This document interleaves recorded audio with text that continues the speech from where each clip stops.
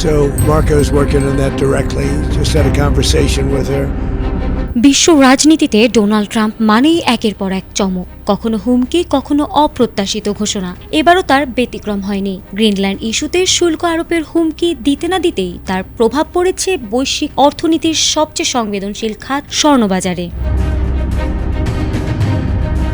মার্কিন president Donald ট্রাম্পের নতুন শুল্ক পরিকল্পনার ঘোষণার পর আন্তর্জাতিক বাজারে স্বর্ণের দাম নতুন রেকর্ড গড়েছে। নিরাপদ বিনিয়োগ হিসেবে স্বর্ণের দিকে ঝুঁকছেন বিনিয়োগকারীরা। ফলে প্রতি আউন্স স্বর্ণের দাম প্রথমবারের মতো $4,800 ছাড়িয়েছে।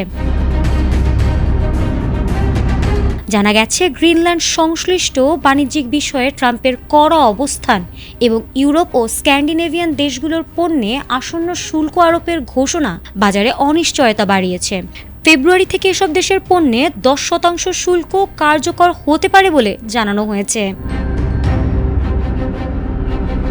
এই ঘোষণার প্রভাবে শুধু স্বর্ণ নয়, এশিয়ার শেয়ার বাজারেও মিশ্র প্রতিক্রিয়া দেখা গেছে।